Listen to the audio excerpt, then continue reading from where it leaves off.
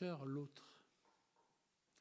Ensuite, il a eu le bon réflexe, il n'a pas pris les choses à son compte en disant « moi, je vais faire, moi, j'ai des idées, moi… » Alors, c'est bien d'avoir des idées, c'est pas ça que je veux dire, mais il ne va pas faire les choses selon lui, mais il est conscient qu'il est face à un problème tellement grand qu'il va se tourner vers le Dieu des cieux. Ça aussi, c'est un bon réflexe. Il va collaborer avec Dieu. Ouais, toujours Néhémie, hein, continue, hein, au verset 5. Je priais devant le Dieu des cieux, je dis ô Éternel, Dieu des cieux, Dieu grand et redoutable. Hein, et ça, c'est le bon réflexe. Ne cherchons pas à… Attention au syndrome du sauveur.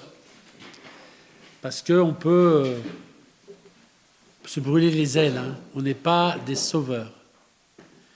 C'est Jésus le sauveur. Oui, Jean-Christophe ? En quoi, par rapport, quand il dit je priais devant le Dieu des cieux, c'est une collaboration? En quoi c'est une collaboration? Parce que lui, il jeûnait et priait pour savoir ce qu'il pouvait faire, ce qu'il devait faire. C'est pas plutôt il jeûnait et priait parce qu'il était désolé de ce qu'il avait à faire? Bien sûr. J'ai l'impression que dans ce passage, en tout cas sur cette période, j'ai l'impression qu'il veut travailler, je pense qu'il accuse le coup. Ouais, lorsque j'ai entendu ces choses, je m'assis, je pleurais pendant plusieurs jours, ça c'est ok. Et ensuite, il me semble qu'il dit, je priais et je jeûnais et je priais devant le Dieu des cieux. Moi, je pense que c'était 2 étapes.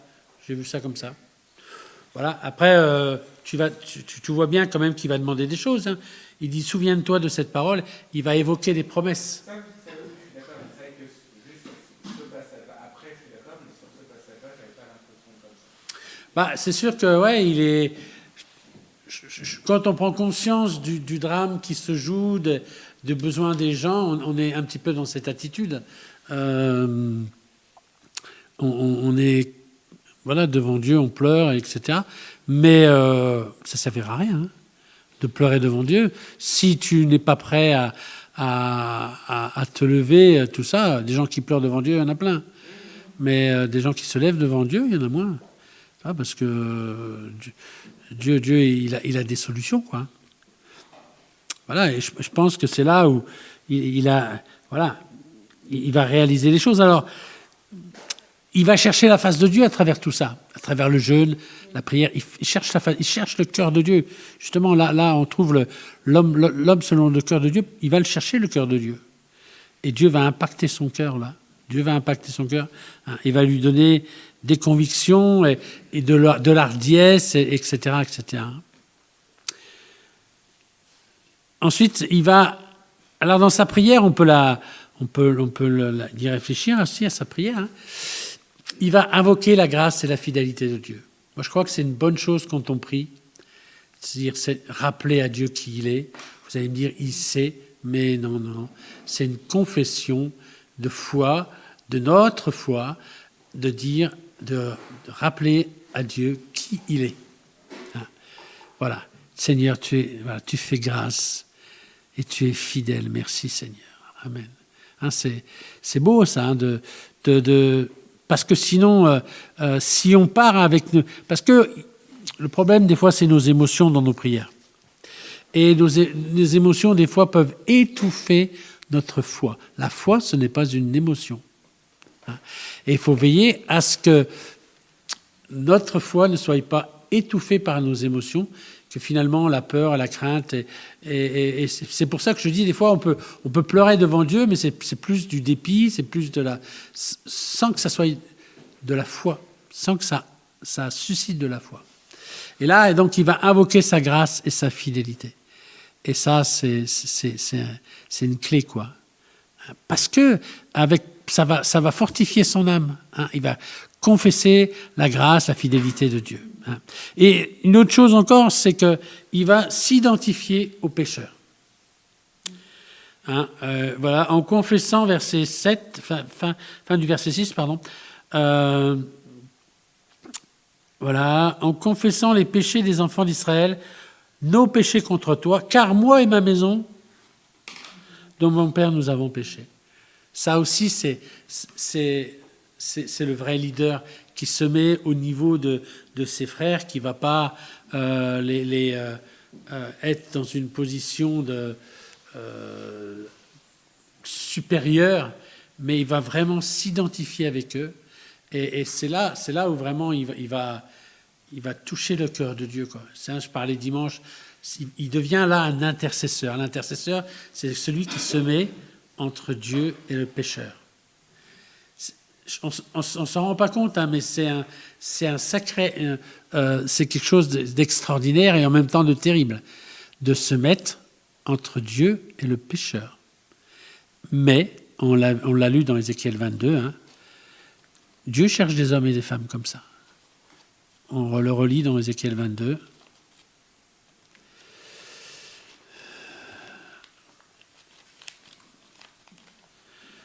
Je cherche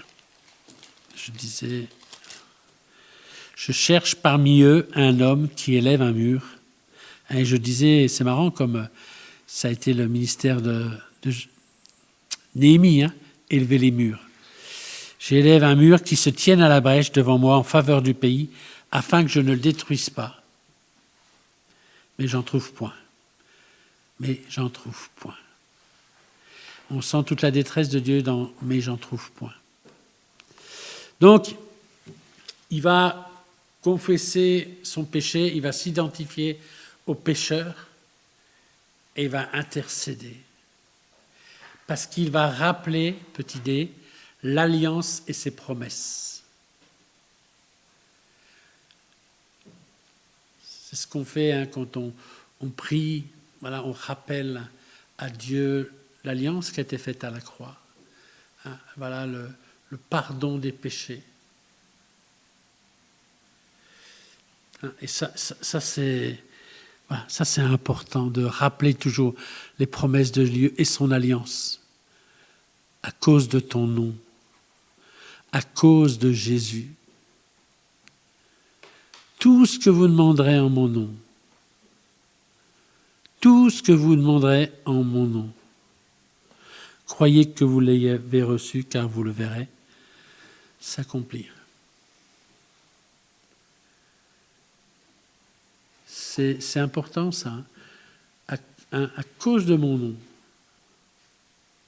C'est Jésus qui nous donne son nom comme son sceau, quoi. Voilà, tu demandes ça, je mets mon sceau sur cette demande. Et ça passe. Voilà, donc ça c'était petite idée, donc c'était voilà, l'émergence d'un homme selon le cœur de Dieu. Est-ce qu'il y a des questions par rapport à cette première partie? Oui.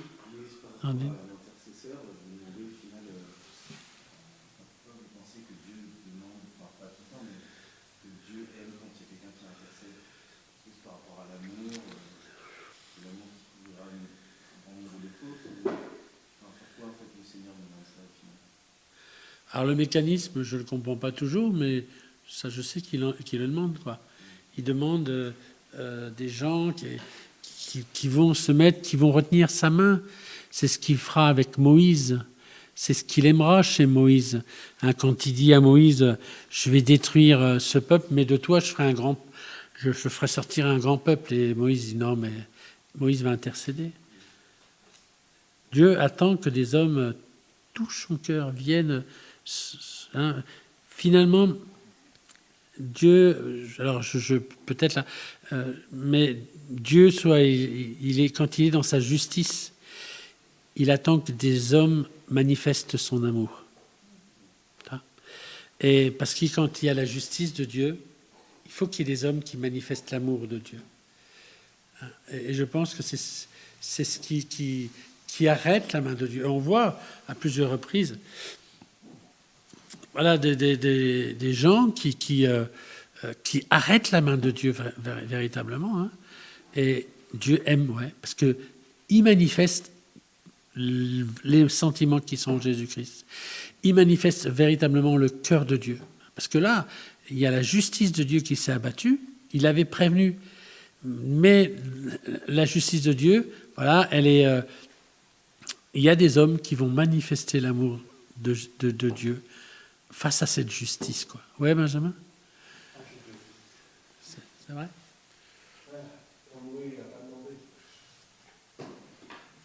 Ouais.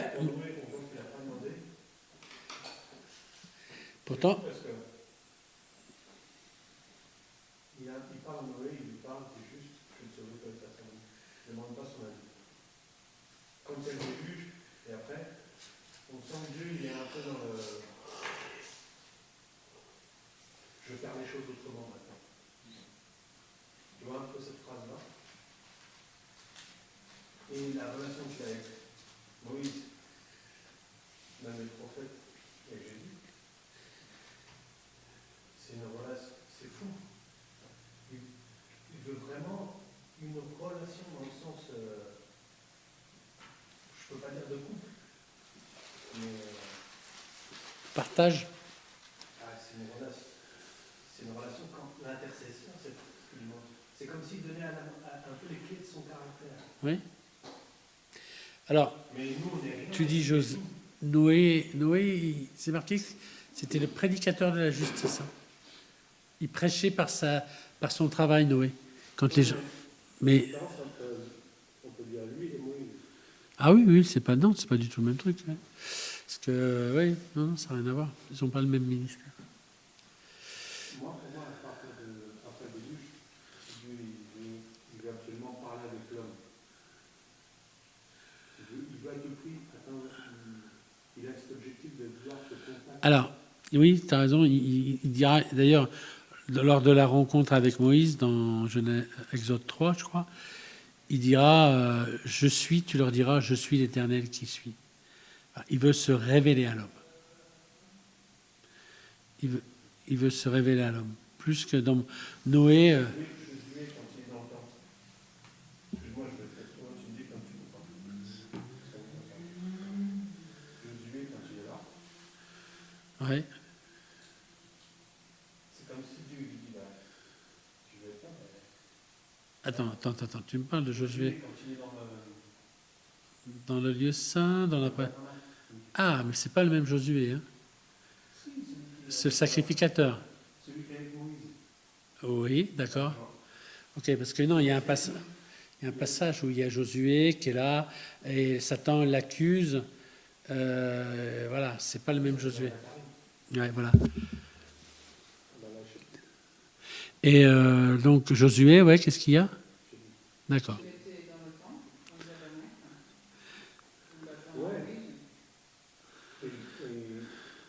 C'est pas tout marqué sur Jésus, mais Jésus, il avait aussi cette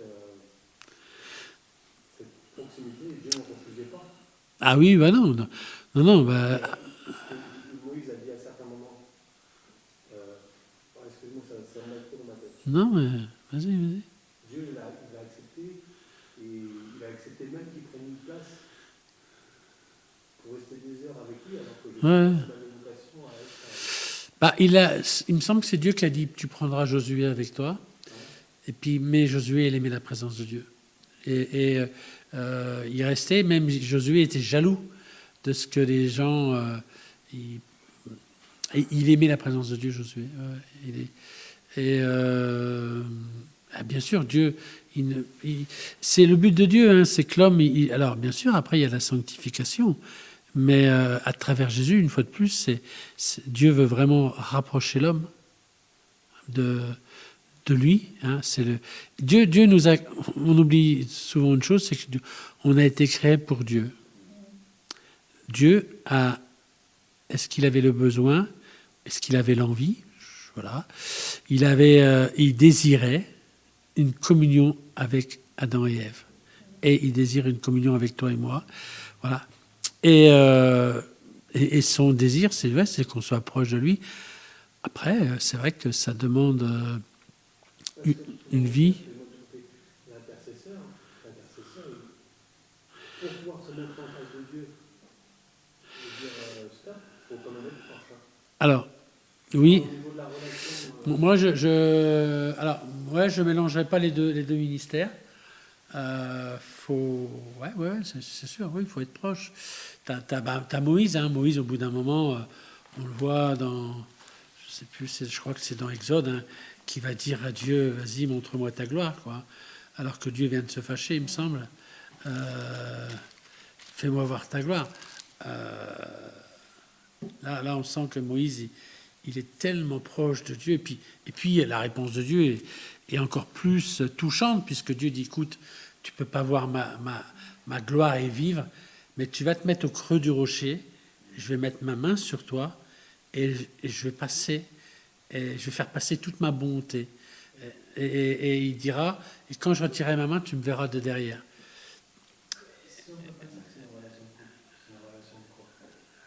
De père et de fils, ouais, de toute façon, t'as les deux, hein, puisqu'avec l'Église, ça va être une relation de couple, de toute façon.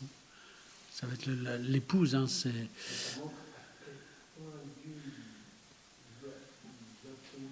Ouais. C'est sûr que Dieu, il va absolument, mais pas dans certaines conditions, pas à n'importe quel prix, hein, mais tout à fait. Et c'est beau parce que Dieu, alors, il va dire à Moïse, va te mettre dans le creux du rocher, je mettrai ma main sur le rocher, je vais passer.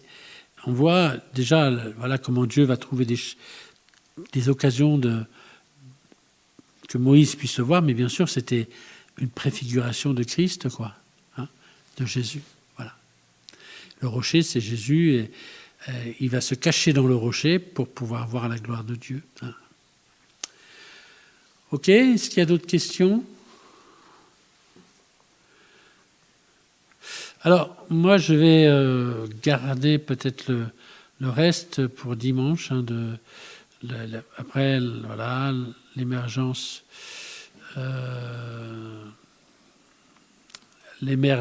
du leader, il va y avoir la guérison du leader. Voilà, je pense qu'il faut quelque chose de très important, c'est si tu veux servir le Seigneur, si Dieu t'a mis, parce que je crois que le désir, il vient de Dieu, hein, si tu as ce désir de servir Dieu, il va falloir que tu aies certaines guérisons, ou si tu n'as pas ces guérisons, ça va s'impacter dans ton ministère et dans ta personnalité, puisque ta personnalité va être le canal du ministère. Et donc, si ta personnalité est impactée par tes blessures, par le péché, par ton enfance, par ces traumatismes qu'on a tous connus, hein, voilà, si tu n'en es pas guéri, alors tu vas avoir ça va dénaturer ton ministère, ça va bloquer quelque part, quoi. D'où l'importance, véritablement. Alors, je peux donner quelques exemples, hein, rapidement. Si quelqu'un a vécu un traumatisme avec un père, on va prendre que cet exemple, mais il y en a tellement plus. L'histoire du papa absent. Si quelqu'un a vécu un papa absent, il va toujours avoir l'impression ou toujours avoir cette crainte que Dieu l'abandonne. Il y aura ce danger de vouloir faire les choses pour ne pas être abandonné. Ça paraît anodin, mais ça posera des problèmes parce qu'on ne peut pas aimer dans la peur. Hein? Et il va falloir... Dieu va... Alors, après, les guérisons, je pourrais en parler des heures, mais Dieu va créer des circonstances, va nous emmener dans le désert, va nous faire passer pour qu'on prenne conscience de ce problème et qu'on en guérisse. Hein? Alors, ce n'est pas très confortable, mais c'est très important parce que sinon, mon leadership va être impacté par ça. Et ça fait un petit peu, vous savez, comme vous avez un moule. Alors, je ne dis pas qu'on est des moules où le leader doit être un moule, mais et si dans ton moule, il y a un défaut, quand tu vas mettre ton plâtre, tu vas ressortir ton moulage, il y aura le défaut du moule. Hein. Et je pense que dans ton leadership ou dans dans ton désir de servir Dieu, si tu n'as pas guéri encore de plein de choses, s'il y a encore des choses pour lesquelles tu n'es pas guéri, alors il va y avoir, tu as le désir de servir Dieu, Dieu t'appelle à le servir, mais tu as besoin de guérison avant. Et il faut le savoir, parce que souvent, et c'est pour ça, je pense, qu'un David, qu'un Abraham, qu'un Moïse, qu'un Paul ont passé du temps avant de servir vraiment, d'entrer dans leur ministère, parce qu'il y avait de la formation, c'est vrai, mais je crois aussi qu'il y avait de la guérison, quoi. Ils avaient besoin de guérir. Et on a tous besoin de guérir, parce que le péché nous a tous impactés. Il y a des choses que Dieu doit restaurer. Alors bon, on va le voir peut-être rapidement, mais il y a des choses qui doivent être restaurées dans notre cœur, la confiance, l'amour, la bonne image de nous-mêmes, etc., etc. Il faut que ces choses soient restaurées, sinon on va agir, ou du moins on va réagir. Ça va pas être... Voilà, ça va poser des problèmes, quoi. Ça va être des réactions plus que des actions. Et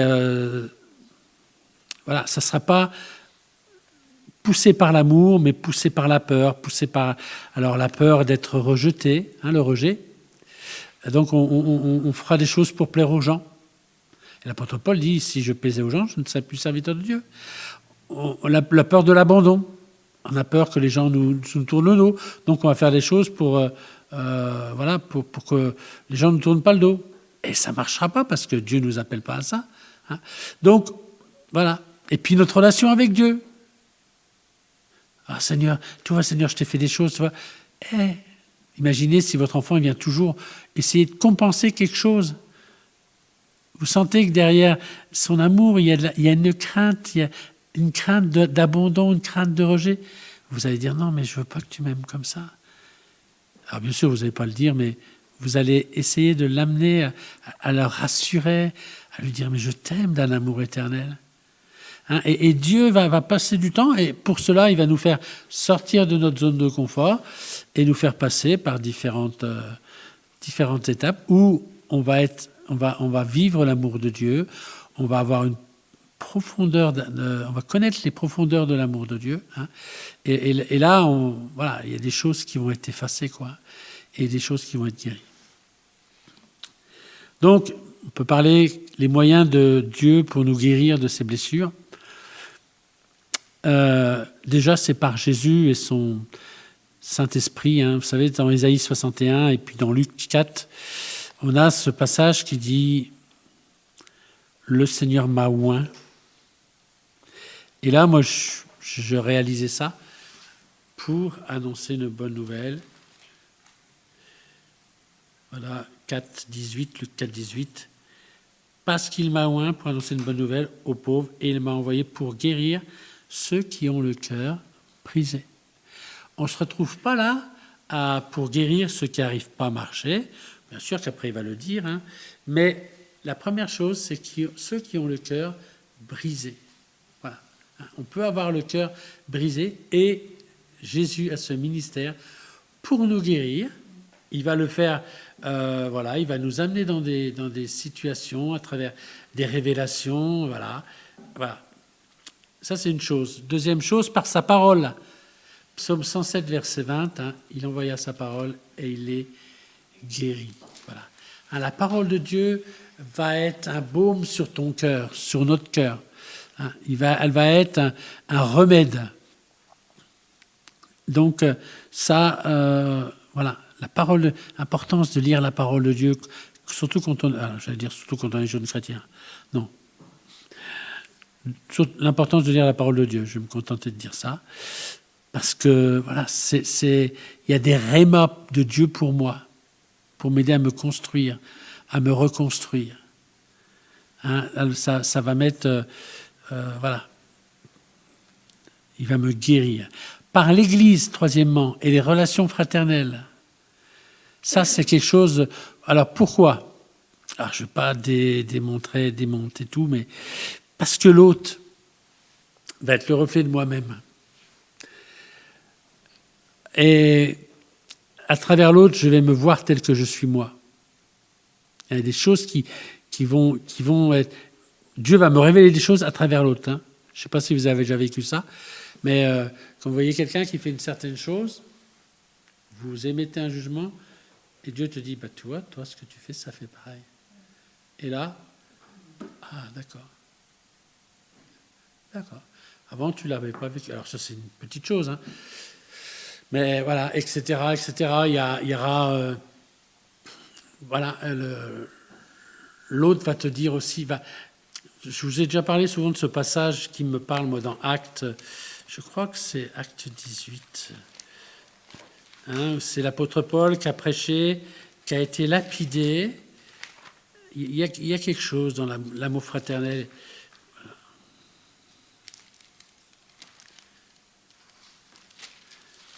Je ne sais plus. Ouais, ça va être... Non, c'est peut-être plus...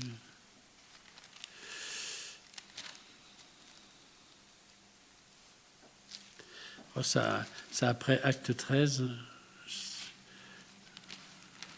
c'est sûr. Enfin bref, et on voit, c'est marqué, les disciples l'entourèrent, ils le laissèrent pour mort. Donc, ils le laissèrent pour mort, ça c'est les gens qui l'ont lapidé. Hein. Les disciples l'entourèrent, et là, il se releva. Hein. Ça me fait vraiment penser à une résurrection. Moi, je crois qu'il y a vraiment une puissance dans l'amour fraternel, dans la communion fraternelle. Hein, c'est pas pour rien qu'il est dit dans Actes, tout au début, il persévérait dans l'enseignement des apôtres, dans la communion fraternelle, dans la fraction du pain et dans les prières.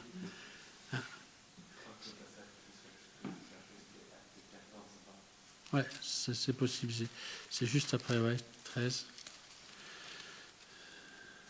Ouais, c'est ça. Voilà. Alors survint d'Antioche et d'Icône des Juifs qui gagnèrent la foule et après l'avoir lapidé, Paul le laissèrent hors de la ville, pensant qu'il était mort. Mais les disciples l'ayant entouré, il se leva et entra dans la ville. Voilà.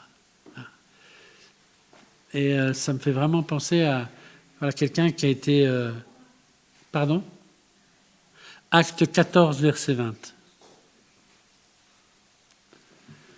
C'est pour ça que le diable aime mettre la zizanie dans le peuple de Dieu, hein, puisque, voilà, vous connaissez son truc, c'est diviser pour mieux régner. Ça, c'est son truc, il aime faire ça. Et ma foi,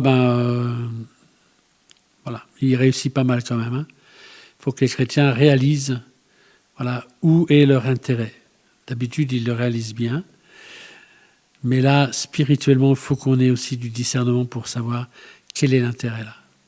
Vous savez, souvent, quand j'étais à Reims, avec un petit peu de bouteille, je me disais, attends là, quand je dis un peu de bouteille, ça veut dire avec un petit peu d'ancienneté, je me disais, c'est que si je réagis comme ça, c'est légitime, mais ça va faire avancer quoi ? Ça va faire du bien à qui ? Ça va... Voilà, qu'est-ce que ça va changer, hein ? Et faut qu'on ait cette réflexion, je pense, de se dire, c'est quoi le but ? C'est quoi le but ? Si je réagis comme ça, d'accord, c'est légitime, ça va me faire du bien, mais et qu'est-ce qui va en découler ?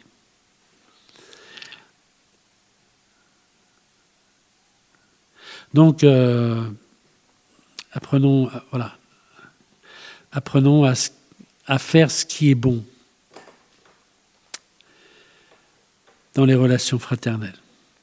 Et quatrièmement, par des soins pastoraux, et là je parle de la cure d'âme aussi, et de la relation d'aide, on se rend compte qu'il y a vraiment des guérisons qui s'opèrent à travers ces deux choses, voilà, relation d'aide et cure d'âme, alors c'est à peu près la même chose, enfin, voilà, on va prier, on va demander à Dieu de pardonner des péchés, des choses qui n'ont pas été mis au clair.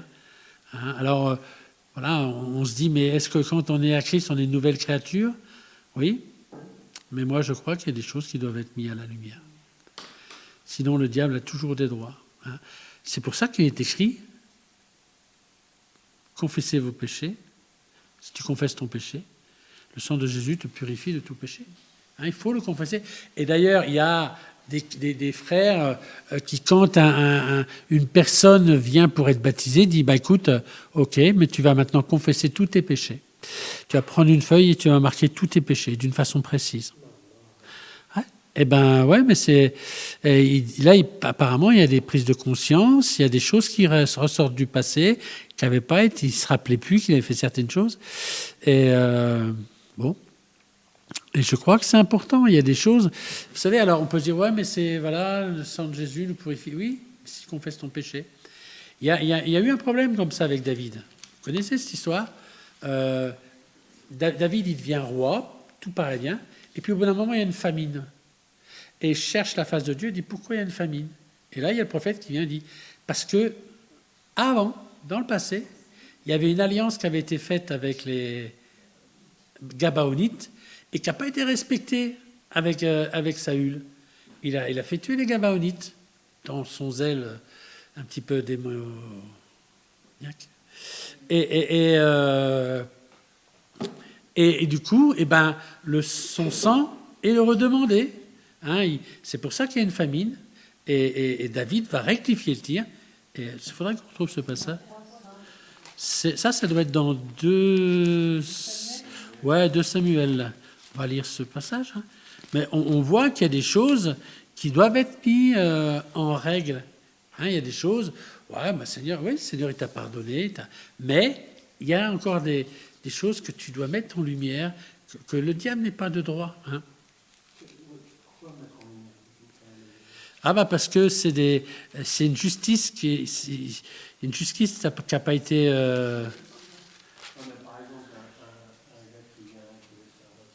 Ouais. Ah non, pas du tout. Bah non, c'est pas le purgatoire. Le purgatoire, c'est quand t'es mort. Là, t'es vivant. Bah si, Benjamin, enfin. Bah oui. Les indulgences, de quoi tu veux parler?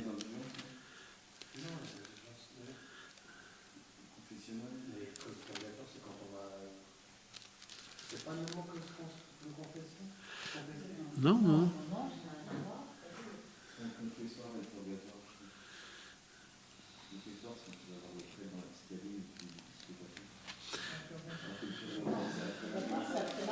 Voilà, le purgatoire, c'est une doctrine qui dit qu'après la mort, tu vas dans un endroit où tu souffres, mais bon, c'est des années... 2 Samuel 21 ? Voilà, du temps de David, il y eut une famine qui dura 3 ans. David chercha la face de l'Éternel, et l'Éternel dit, c'est à cause de Saül et de sa maison sanguinaire, parce qu'il a fait périr des Gabaonites. Le roi appela les Gabaonites pour les faire parler. Les Gabaonites n'étaient point d'entre les enfants d'Israël, mais c'était du reste des Amoréens. Les enfants d'Israël s'étaient liés envers eux par un serment, rappelez-vous, à la sortie d'Égypte. Et néanmoins, Saül avait voulu les frapper dans son zèle pour les enfants d'Israël et de Juda. David dit aux Gabaonites, que puis-je faire pour vous? Et après, avec quoi ferai-je l'expiation, afin que vous bénissiez l'héritage de l'Éternel? Les Gabaonites lui répondirent, ce n'est pas pour nous une question d'argent et d'or, mais avec Saül, avec sa maison, ce n'est pas à nous qu'il appartient de faire mourir personne en Israël. Et le roi dit, que voulez-vous donc que je fasse pour vous? Et il répondit au roi, puisque cet homme nous a consumés, et qu'il avait le projet de nous détruire pour nous faire disparaître, et de tout le territoire d'Israël, qu'on nous livre 7 hommes d'entre ses fils, et nous les prendrons devant l'Éternel à Gilbéa de Saül, l'élu de l'Éternel. Et le roi dit, je les livrerai. Le roi épargna Mephibosheth, fils de Jonathan, fils de Saül, à cause du serment qu'il avait fait. Vous voyez, c'est l'importance du serment, hein, avait fait entre eux, devant l'Éternel, David et Jonathan, fils de Saül. Mais le roi prit les 2 fils de Ripspa, fille d'Alija, qui avait enfanté à Saül, Harmonie et Mephibosheth. Et les 5 que Mérab, fille de Saül, avait enfanté à Adriel de Méola, fils de Barisaï, et les livra entre les mains des Gabaonites qui les pendirent sur la montagne devant l'Éternel. Tous les 7 périrent ensemble, ils furent mis à mort dans les premiers jours de la moisson au commencement de la moisson des orges. Voilà, donc vous pourrez lire. Et à la fin, c'est marqué, après cela, versets 15, 14, Dieu fut apaisé envers le pays. OK? Donc tu vois, des fois, il y a des liens, des choses, des justices. Tu as déjà entendu parler de gens qui, quand ils se convertissent, ils vont rendre des choses qu'ils avaient volées. Hein, ça, c'est pas. Ils vont aller demander pardon à des choses qu'ils ont faites. Hein. C'est pas seulement à Dieu, mais il y a. Voilà, rétablir des justices, c'est un Dieu de justice aussi. Quand on peut le faire, quand on ne peut pas le faire, voilà.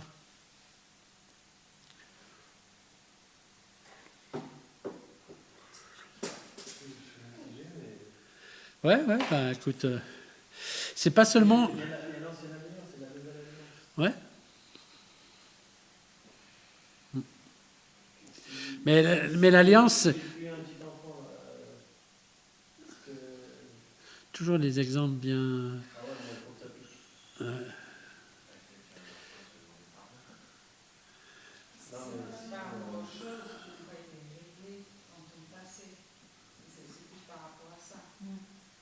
Et parfois, il y a des choses qui ne sont pas réglées justement parce qu'ils sont plus subtils, ça fait plus partie de soit de notre façon, et du coup, c'est plus difficile à régler, mais ça ne veut pas dire qu'il n'y aura pas de conséquences sur ta personne et que tu transmets inconsciemment.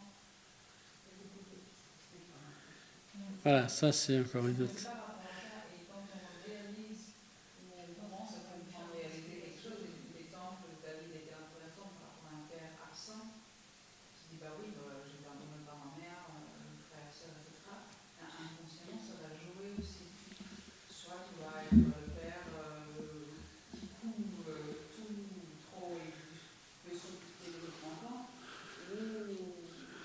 Plus absent aussi.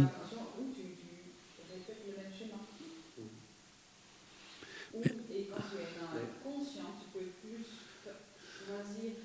Tu dis, ah, d'accord, là, je choisis de.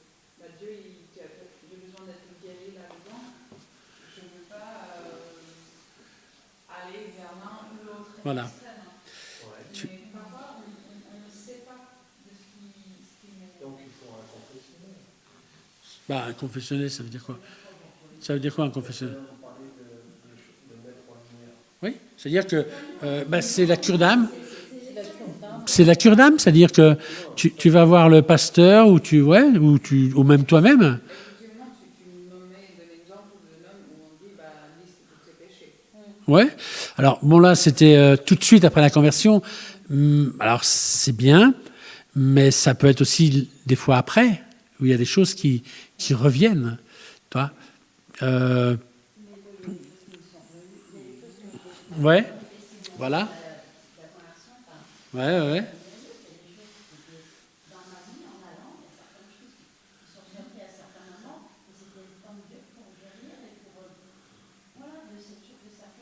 Tout à fait. On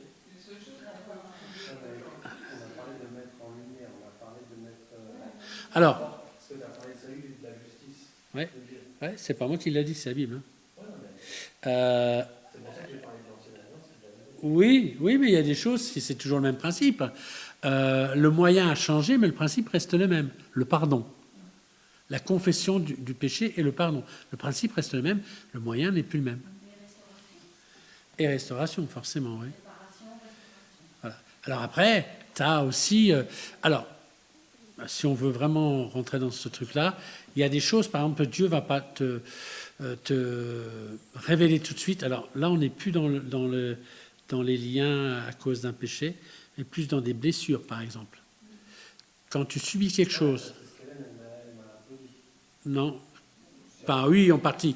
En blessure ou l'absence, c'est une blessure.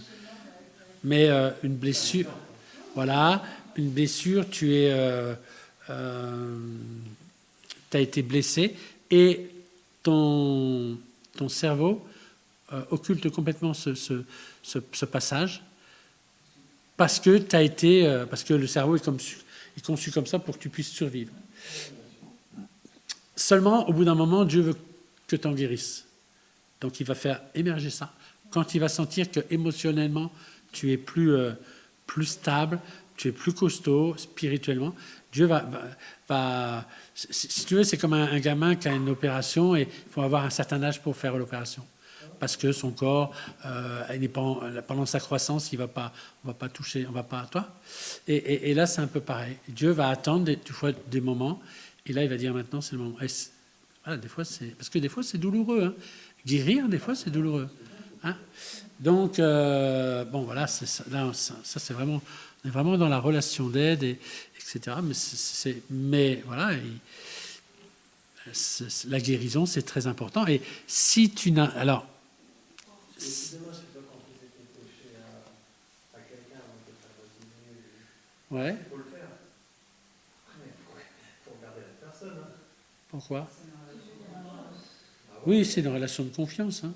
La confiance, c'est. Eh mais après, Benjamin. Entre le dire, c'est une chose. Ouais. Quand tu vas te confier des choses. Non, Benjamin, après, tu peux le faire toi-même, dans ton lit, dans ta chambre, tout seul. Tu notes. C'est comme ça. Parce que le problème, c'est si tu notes pas après, mais tu notes, et puis tu demandes pardon. J'avoue que là, en disant ça, moi, ça me fait penser à des choses que j'ai demandé pardon à Dieu Ouais, depuis longtemps, quand même des bêtises que j'avais faites. ouais. Est-ce qu'il faut que je les note? Non, je dis qu'il faut que tu les notes pour pas les oublier. C'est ça, quand tu vas prier pour. Ah oui, mais le diable, en même temps que je note, le diable va s'en servir pour m'accuser. Oui, mais le sang de Jésus te purifie de tout péché.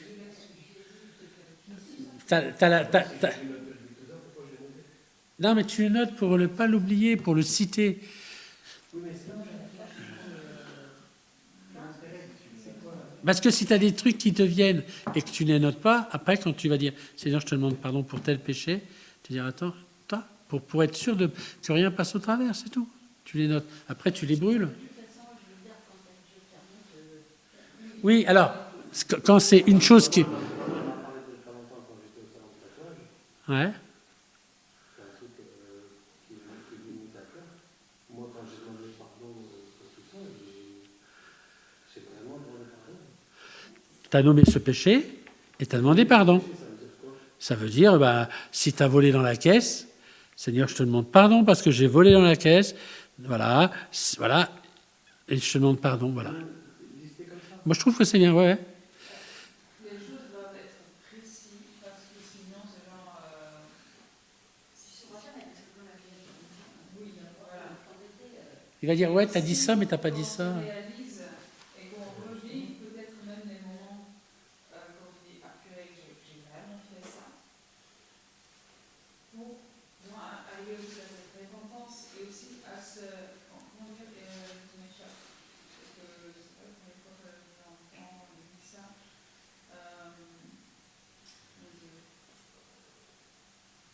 Oui. Du coup, on se confond avec quelque chose qui est moche nous-mêmes. Oui. Qui a été. Comment? Qui a été. Qui a été, mais aussi pour se rappeler, effectivement, ça, je ne le veux plus. Qu'on se dit, qu'on peut vraiment se dire, ok, ça c'est mon ancien moi, Dieu m'a pardonné, mais je ne veux plus faire cette erreur-là. Qu'est-ce que je veux faire? Si c'est quelque chose de difficile dans mon caractère, par exemple, il y a des gens qui ont tellement, là c'est très très quotidien, qui a trop l'habitude de mettre des gros mots ou certains mots qui sont pas vraiment défiants un peu partout dans ces phrases au quotidien, ils s'en rendent même plus compte. Et au moment où il est purée, tous ces mots que je dis, si les mots ils ont une telle importance que je ne veux plus ça. Ok, comment tu vas faire? Ça va être un apprentissage, une nouvelle habitude. C'est pour te rendre plus conscient, ok, il faut arriver à grâce à Dieu, changer. Il y a aussi une prise de conscience. Oui. Et alors, Et je vous avoue, pour l'instant, je ne suis pas convaincu. non, écoute, mais parce qu'il y a le Saint-Esprit, toi qui es là, et que tu travailles avec le Saint-Esprit, et lui te révèle les choses. C'est lui qui te rappelle les choses. Moi, quand souvent le diable m'accuse des péchés, Et c'est pas normal qu'il t'accuse encore. il fait son job. Mais ils sont confessés tes péchés. Et ils sont confessés. Toi? si tu te rappelles d'avoir confessé... Ça veut dire quoi? Parce que lui, il se dit, bah oui, mais j'ai demandé pardon à Dieu pour ça. Je te demande, non, je sais pas ce que j'ai. Oui, oui, non, non, mais... Oui, c'est ça, faire attention. Seigneur, je te demande pardon pour toute cette personne-là, j'ai fait des choses qui n'étaient pas à ta gloire. Franchement, je me sens pécheur parce que le Saint-Esprit convainc de Ouais, ouais. c'est du jugement. Et si je commence à détailler, Ah bah, pas détaillé, mais tu nommes le péché. Pour moi, je trouve que c'est bien. Et quand le diable il va venir, il va te nommer, lui, le péché. Parce que c'est ce qu'il fait, lui. Et toi, si tu l'as dit, ah non, mais ça, c'est réglé. Parce que si tu restes... Bah non, bah, le nommer, parce que c'est ça, la confession. Quand tu loues, quand tu confesses le nom de Jésus, quand tu confesses la gloire, tu confesses, tu dis, c'est ta bouche qui dit des choses. Quand tu confesses un péché, tu dis, voilà, ça, Seigneur, je te demande pardon pour ça. Et quand, parce que le diable, il va dire, moi, je t'accuse de ça. Toi, tu as dit, Seigneur, je te demande pardon. moi, actuellement, je me défends en disant le sang de Jésus est pas du péché, j'ai demandé pardon, c'est réglé. Ouais, mais si Benjamin, si jamais tu le fais vraiment et que tu dis, pour ce pardon, pour ce péché, Seigneur, je te demande pardon, quand le diable viendra, C'est un danger pour moi parce que tout de suite, ça me refait plonger dans quelque chose dans lequel j'ai été, dans le sens où comment je peux dire ça?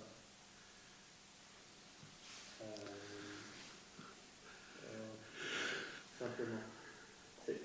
Ça va me refaire penser à qui j'étais, bien sûr, comment j'étais. bah, bien sûr. Voilà. Et l'accablement, il est là. Bah, mais t'es pas accablé puisque tu as changé. C'est la gloire de Dieu. Non, bah parce que c'est par rapport au diable. C'est comme Benjamin, c'est comme si tu as été, je sais pas, judiciairement, je pense qu'on peut faire un parallèle. Tu vas passer pour chaque affaire. Ils vont pas dire, allez hop, on fait un prix de l'eau là, allez, toi tu vas. Non, pour chaque affaire. Et je pense que si pour cette affaire c'est réglé, cette affaire, oui, on n'en parle plus. Si tu sais que si tu as été mis en examen, attends, si tu as été mis en, attends, si tu as été mis en examen et que tu as été, relaxé, tu ne peux plus être accusé pour ce crime. Toi, tu ne peux plus, non, il n'y a pas de fausse. Même si, non, non, même, mais non, je t'assure que même s'ils découvrent que finalement après tu es coupable, ils ne peuvent plus t'accuser. Tu regarderas dans la loi. Je t'assure. Donc, j'ai demandé pardon, Seigneur, j'ai volé la voiture. Ouais. Donc, tout le monde dit voilà, Seigneur, je demande pardon. Le diable dit oui, mais tu n'as pas vu la voiture que tu as volée aussi. Tu n'as pas demandé pardon pour la marque et la série. Ah, t'as compris. Non, ça c'est vous qui le dites. L'accusation du diable, elle vient comme ça. Bah quoi? Bah non, mais Ben, non, Non, c'est le diable. ah bah tu lui dis non, mais Si quelqu'un était un voleur de voiture, il dit Seigneur, je te demande pardon d'avoir volé des voitures. non. Enfin, après. On va dire la marque, la Non, mais tu vois, parce que c'est pas la marque, c'est pas la chose que tu as volée, c'est l'acte que tu as fait. C'est l'acte qui te condamne. C'est pas si tu voles une 2 chevaux, non, alors peut-être avec le monde c'est différent. Si tu voles une 2 chevaux, une Ferrari, tu es un voleur de voiture. Tu es condamnable pour les deux. Et c'est bien sûr que tu vas pas dire au Seigneur, Seigneur, je te demande pardon mais tu dis Seigneur, je te demande pardon pour cette fois-là où j'ai volé, voilà, où j'ai fait du tort à quelqu'un. Mais ça sert à rien quand on baptise, à te demander pardon pour tes péchés. Bah, ça serait bien qui montre, voilà. S'il me montrera j'avoue qu'il y a plein de choses qui me manquent. S'il me montrera l'avenir, c'est que je suis pas. Moi, je me considère, j'essaie de me considérer propre devant Dieu. Ouais. Saint par la grâce, le sang de Jésus purifie de tout péché. C'est comme ça que Dieu me voit à travers Christ. Bien sûr, ok. Si moi je commence à me revoir. Non, c'est si y a tu peux avoir des ramifications, bah, regarde dans la parole. S'il y a des choses qui n'ont pas été réglées, C'était réglé. Si tu attendais pas. là, Allez, on va parler de Pierre. Pierre, il renie le Seigneur. Il est chrétien ou pas? Pierre. Baptisé ou pas, Pierre? Ah oui, il renie le Seigneur. Bah oui. Bah, il suit le Seigneur depuis 3 ans. Il renie le Seigneur. Au bout d'un moment, le Seigneur, il dit, chut, chut, chut, chut, viens voir ici. De toute façon, on est toute notre vie, on est pécheurs. On a demandé, hier soir, j'ai fait un truc pas bien. Ah bon? Non, pardon, Seigneur. Chez nous? Enfin, je te dis... Mais les passés, les péchés qui sont... Moi, je te dis simplement, voilà, c'est des choses. Et rappelle-toi, frère Questel, comment il raconte des fois que le Seigneur, il dit, il lui rappelle, tu te rappelles que tu avais volé telle somme à ta mère? Il dit, Seigneur, j'ai vraiment besoin de toi, il faut que tu ouvres les excuses des cieux. Il dit, d'accord, mais tu vas rendre la somme que tu avais volée 15 ans avant au Seigneur. 15 ans avant. À sa mère. Il les a rendus et Dieu a ouvert les excuses des cieux. Des fois, il y a des blocages. Des fois, il y a des blocages. Ça fait partie de la sanctification, je pense. Ça fait partie et puis de la restauration aussi. Et de la restauration. Parce qu'à travers ça... Imagine si demain je me retrouve à l'hôpital, je ne sais pas, tu te rappelles le Roumain là, qui était hospitalisé? Le Roumain, Non. un pasteur Roumain qui était hospitalisé. Non. Pendant 3 jours, il était accusé par le diable, sachant que... Mais Dieu ne vient pas t'accuser, hein. Il vient mettre les choses en règle. C'est pas pareil, hein.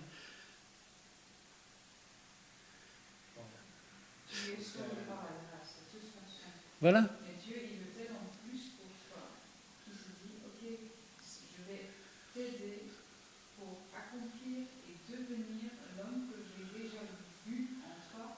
Mais pour ça, il y a des choses du passé qui doivent être réglées et guéries. Guéri, on le met à part, parce que ça j'ai compris. Okay. Qui doivent être réglées. De toute façon, tu es sauvé, mon amour te sauve. Mais ces choses-là, c'est fait partie aussi d'un apprentissage pour dire, ok, effectivement, j'avais fait ça, et il faut que je fasse ça, pour que là, c'est en ordre aussi, au niveau humain, pour aussi montrer, là, effectivement, par exemple, piquer dans la caisse, j'utilise cet exemple parce qu'elle est très concrète. Ce qui est genre, ok, même après, je vais encore rendre cet argent. Ça fait aussi partie du témoignage. Parce que... Mais il se confronte quand même à que je le vois, ce qu'il a fait, et il fait l'effort de s'humilier pour rendre ce qu'il avait fait. Quoi. Et puis moi, je pense qu'il y a une différence entre ton statut de pécheur et tes péchés. Ton statut de pécheur, quand tu viens au Seigneur, que tu es sauvé, tu es encore un pécheur, oui ou non? Tu es encore un pécheur. Voilà. Mais donc, c'est pour ça que je te dis, ton statut, voilà, tu es sauvé, mais tu restes un pécheur. Tu pêches encore. Voilà. Donc, c'est la différence entre maintenant je suis une nouvelle création, tout est réglé, et je suis justifié auprès de Dieu, ok. Mais c'est comme si un peu tu avais été sauvé dans la mer, tu t'es pris des bastos, tu tombes t'es en avion, tu te fais mitrailler, tu tombes dans la mer, on vient te sauver, t'es sauvé, t'es dans le bateau, mais n'empêche qu'il va falloir t'apporter des soins maintenant, te retirer des balles, etc., etc. Je ne sais pas si tu vois. Il y a des soins. Et le pardon des péchés fait partie des soins, parce que le péché a un impact toujours dans ta vie. Et peut-être que alors, je dis peut-être parce que pour certains péchés, Dieu va te révéler des choses. Et pour que tu guérisses de certaines choses, il va falloir que tu sortes ce péché, quoi. Bon. Oui, alors c'est vrai qu'après, il y a différents mouvements qui disent, ça existe aussi, hein, des gens qui disent non, mais une fois que tu es sauvé, moi je peux vous affirmer. Ouais, voilà. Mais de même qu'on peut subir des liens subis, on peut subir des liens suite au péché de nos ancêtres. Voilà. Mais bon, regarde, moi j'en doutais, Benjamin, jusqu'au moment où j'ai prié, je dis Seigneur, montre ma preuve, et j'ai eu cette pensée, Adam, c'est mon ancêtre Adam. Et parce qu'il a péché, moi aujourd'hui je suis un pécheur. Tu l'as le lien là. L'impact, tu l'as là. Oui ou non? Oui. Voilà. Mais pour autant,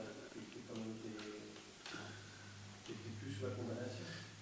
Parce que je suis venu au Seigneur. Voilà. Ouais. Mais n'empêche que je suis encore un pécheur. Il y a eu toutes ces bêtises après Saint François d'Aquin, tous ceux qui se martyrisent, tu sais, ceux qui... Ouais, mais ça, c'est pas biblique. Hein. Parce que... Ah non, c'est pas biblique, parce que la Bible nous dit que le sang de Jésus te purifie. Si on reste biblique... Dans le même truc, je sais, là je parle d'un truc que je n'ai pas creusé, mais il me semble que... Mais non, parce que c'est pas par grâce que vous êtes sauvés. Cela ne vient pas de vous. C'est le sang de Jésus qui te purifie de tout péché. C'est pas tes flagelles, tes coups de fouet et tout ça, quoi. Ça peut pas... J'ai parlé trop vite, mais il me semble qu'ils se flagellent... Peut-être, il y en oui. a même qui sont crucifiés. Oui. Mais c'est parce que tu retrouves toutes les hérésies que tu retrouves aujourd'hui ou que tu as retrouvées au Moyen-Âge, tu les avais au début de l'ère chrétienne. C'est les mêmes démons, alors on va le dire. C'est exactement les mêmes esprits. Les témoins de Jéhovah et tout ça, les mormons, tout ça, tu les retrouves au début de l'ère chrétienne, ils s'appelaient autrement, mais ils avaient déjà des hérésies où ils disaient, bah ouais, faut pas faire ci, faut pas ça, Jésus n'est pas Dieu, etc., etc. Ça a toujours existé, c'est des hérésies, voilà, c'est comme ça. Hein, puisque voilà, il faut que nous-mêmes qu'on souffre, voilà. Mais la Bible, elle dit pas ça, elle dit qu'il n'y a que le sang de Jésus qui nous purifie de tout péché.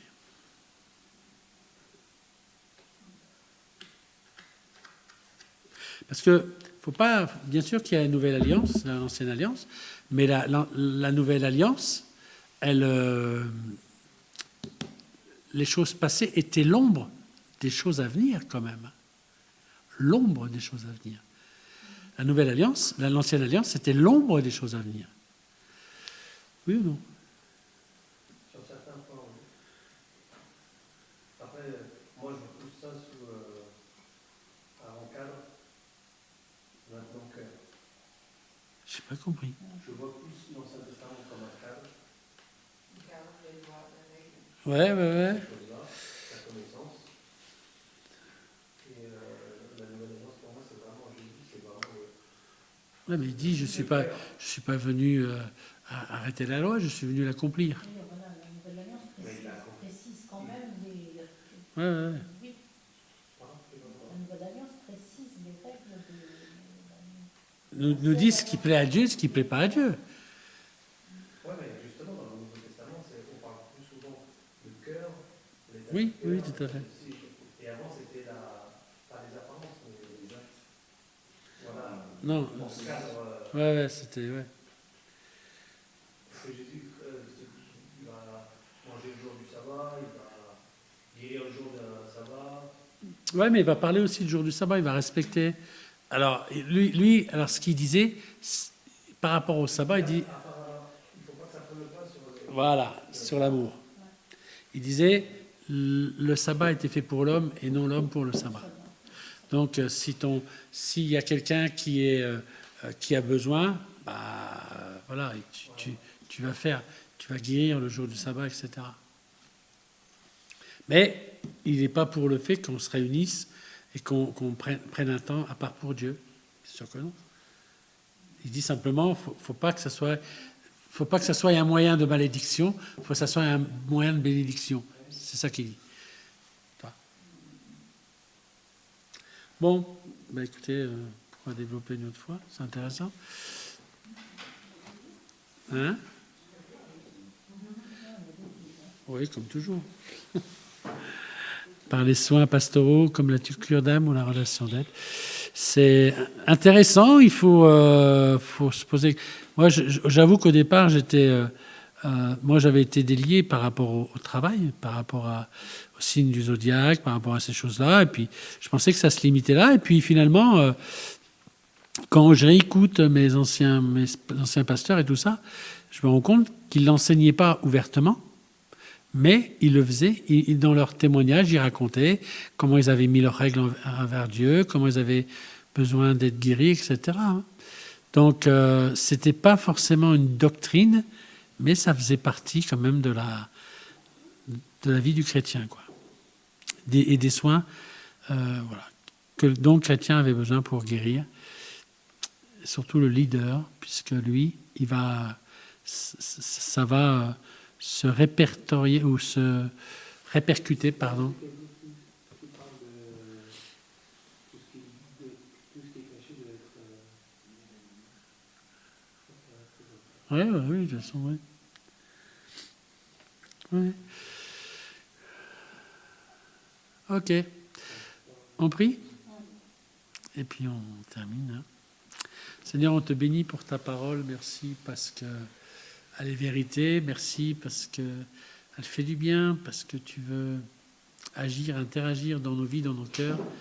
Merci Seigneur de nous l'avoir donnée. On veut la serrer sur nos cœurs afin de ne pas pécher contre toi. Elle nous éclaire, Seigneur, afin de nous aider sur le chemin.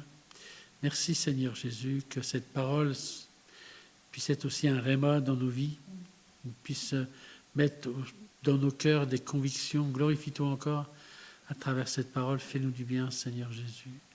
Qu'on puisse la vivre et entrer pleinement, Seigneur, dans cette vie que tu nous as préparée, dans ce ministère, dans cette carrière, comme nous dit ta parole. Merci, Jésus, à toi la gloire.